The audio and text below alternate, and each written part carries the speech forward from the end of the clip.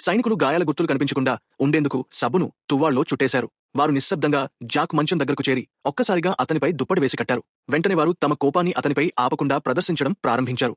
Jack వాళ్లను ఆగమని ఎంత వేడుకున్నా ఎవరూ వినలేదు. ఒక్కొక్కరు వరుసగా అతనిపై దాడి చేశారు. అతని ఏకైక స్నేహితుడు మైక్ కూడా మౌనంగా అదే వరుసలో నిలబడ్డాడు. ఆ రాత్రి జాక్ కళ్లలోని మానవత్వం చల్లని నీడలా మాయమైంది. అది అతను ఎప్పటికీ మరచిపోలేని సంఘటన. ఆ రోజుకి తరువాత జాక్ ముఖంలో చిరునవ్వు మాయమైంది. శిక్షణలో కష్టమైన ప్రశ్నలు అడిగినప్పుడు జాక్ వెంటనే సందేహం లేకుండా సమాధానాలు చెప్పడం ప్రారంభించాడు. అతని లక్ష్యం చాలా ఖచ్చితంగా మారింది. ఇన్స్ట్రక్టర్ కూడా ఆశ్చర్యపోయాడు. ఇతనే ఆ జాక్, కాని పూర్తిగా మారిపోయాడు. కాని మైక్ మాత్రం జాక్ కళ్లలో ఇంకేదో గమనించాడు. ఒంటరిగా ఉన్నప్పుడు జాక్ తన ఆయుధాలతో మాట్లాడటం, తనలోనే పలుకుతూ ఉండటం మొదలుపెట్టాడు. అతని కళ్లలో ఒక విచిత్రమైన మెరుపు కనిపించేది. అది ఇంతకు ముందెప్పుడూ లేదు. శిక్షణ పూర్తయ్యాక విధులు కేటాయించగా జాక్ను అత్యంత ప్రమాదకరమైన సరిహద్దుకి పంపించారు. మిగిలిన వారికి సులువు పోస్టింగ్లు వచ్చాయి. ఈ నిర్ణయం జాక్ హృదయాన్ని గాయపరిచింది. అతను ఇక అన్యాయం సహించబోనని నిర్ణయించాడు. అదే రాత్రి బాత్రూం నుంచి వింత శబ్దం వినిపించింది. ఒక సైనికుడు అక్కడికి చేరుకున్నప్పుడు జాక్ నిశ్చలంగా కూర్చున్నాడు. కాని అతని కళ్లలో ఏదో భిన్నంగా కనిపించింది. మైక్ వెంటనే ఏదో తప్పు జరుగుతోందని గ్రహించాడు. అతను జాక్ను ఆపడానికి ప్రయత్నించాడు. కాని జాక్ వినే మూడ్లో లేడు. అంతలో జాక్ లేచి